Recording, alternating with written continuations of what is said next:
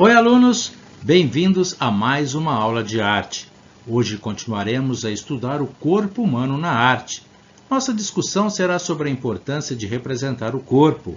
Talvez seja o tema mais interessante dentro das artes. Não é à toa que um dos grandes mestres da arte, Leonardo da Vinci, para desenhar o corpo, estudava os ossos, órgãos e músculos. Esse desenho de Leonardo é resultado do esforço dele e sobre isso falaremos daqui a pouco. Pois bem, já pensou que todo o sentido de existirmos, de sermos um ser vivo e pensante, tem uma estrutura como sua parte visível? É o corpo humano, não é mesmo? E retratar o corpo de homens e mulheres, crianças, adolescentes e idosos, sempre despertará muito interesse. A preocupação dos antigos gregos foi a de construir o ideal de beleza do corpo humano. Você está observando um detalhe da escultura Hermes com Jove Dionísio, produzida pelo escultor Praxíteles no ano 340 a.C. Mas o que é o belo? O conceito clássico de belo define-se na arte grega pela harmonia proporcionada pela simetria. Pois bem, você sabe o que é simetria? Imagine o super-homem dividido ao meio. Note que um lado do super-homem é bem parecido com o outro lado. Essa igualdade entre as duas partes é chamada de simetria, e isso é o que geraria a harmonia e admiração das pessoas. Mas esse é apenas um dos conceitos de beleza. Pois bem, o filósofo e matemático grego Platão, que viveu de 427 a 347 a.C., dizia que a verdade e o bem são as verdadeiras expressões de beleza. Beleza, então, seria um tipo de virtude. Essa é uma afirmação que talvez explique a profundidade que a arte pode alcançar e suas várias formas de despertar a nossa admiração. Vamos agora observar essa escultura romana, de um autor desconhecido e que, acredita-se, foi criada no século I a.C. Essa escultura, chamada de Espinário, é de cobre e mede 73 centímetros de altura. Tem a simetria do conceito clássico de beleza e as proporções bem estudadas. Porém, ela se destaca pela naturalidade do gesto. Representa simplesmente um menino tirando o espinho do pé. A estátua original está exposta em Roma, na Itália. Ela não representa heróis, sábios ou gente poderosa, o que era comum na arte da antiguidade clássica. Dessa escultura foram criadas várias réplicas, ou seja, cópias, expostas em diversos lugares pelo mundo. Mas o que levou o escultor a esculpir um menino tirando um espinho do pé? Bem, qualquer que tenha sido o motivo, ao quebrar uma regra dentro da arte, essa escultura comprova que a arte é muito mais do que os conceitos em torno dela, não é mesmo? Vamos então agora mostrar a preocupação do artista Leonardo da Vinci em desenhar o corpo humano. Lá pelo ano de 1500, época em que Da Vinci viveu, não existiam muitos conhecimentos sobre anatomia. Anatomia, que é o estudo da estrutura do corpo humano. Por isso, como queria entender o corpo humano para representá-lo por meio de imagens, Leonardo, por ser famoso, conseguiu permissão para dissecar cadáveres em hospitais de Florença, Milão e Roma, na Itália. E o que é dissecar, professor? Dissecar é abrir um corpo já morto, ou seja, um cadáver, para estudar os órgãos internos. Ele tomava o cuidado de tapar o rosto com panos para evitar infecção, como os cuidados que devemos tomar hoje em dia com o coronavírus. Mesmo sendo inventor, Da Vinci nem imaginava que em 500 anos teríamos equipamentos de raio-x, ultrassons, que produzem imagens do corpo humano. E você, o que acha desses desenhos de Da Vinci? Você já viu uma chapa de raio-x Que comparação faz com os desenhos de Da Vinci? Vamos falar agora de uma tradição que depende muito da representação do corpo humano. Você sabe o que é ex-votus? Ex-votus vem do latim e quer dizer pela promessa realizada.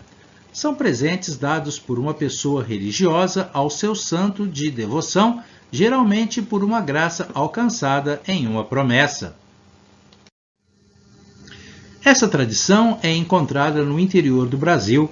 Ao ser atendido em um pedido, o pagador de promessas deixa em igrejas, grutas e cruzeiros os ex-votos, que são esculturas de madeira ou de cera representando a parte do corpo que foi curada. Geralmente deixam também a inscrição milagre feito. Os nomes dos artistas que fazem essas peças não costumam aparecer. São feitas por riscadores de milagres e santeiros, pessoas que, em geral, não consideram a si mesmas artistas ou artesãos.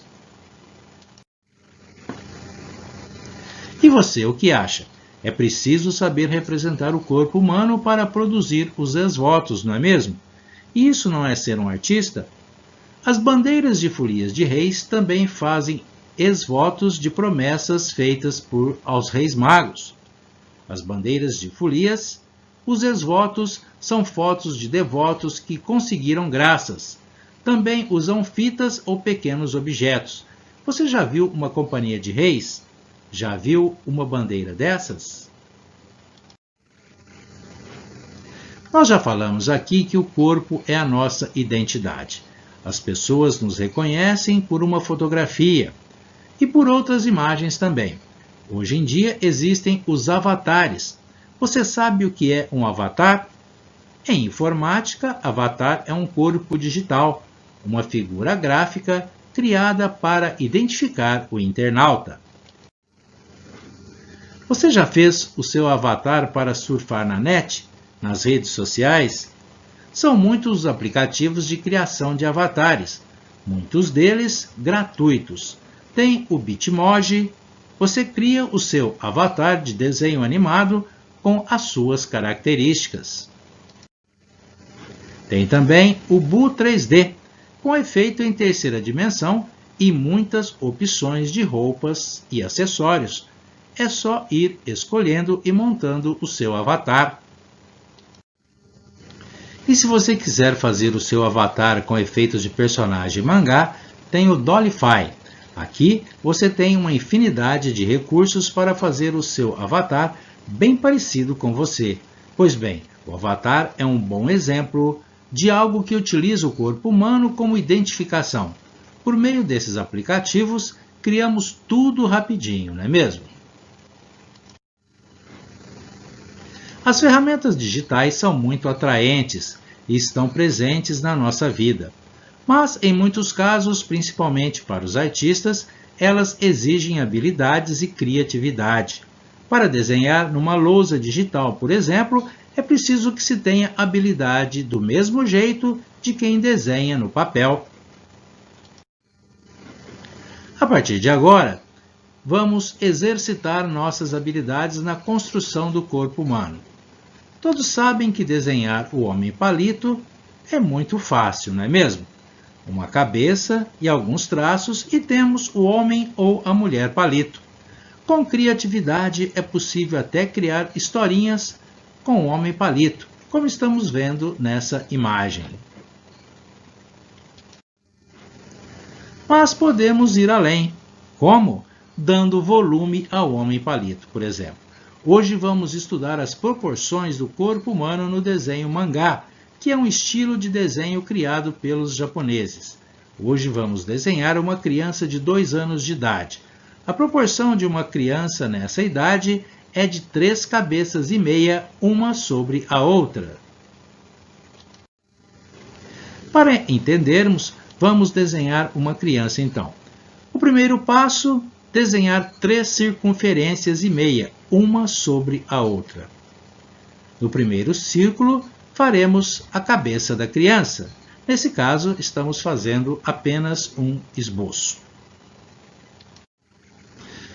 Pois bem, no segundo círculo vamos desenhar os braços, o peito e a barriga. Mas antes disso, é bom fazer o esqueletinho que pode ser parecido com o homem palito. Isso vai fazer com que nos organizemos e planejamos o nosso desenho. No terceiro círculo, desenhamos o quadril e as pernas, até as canelas.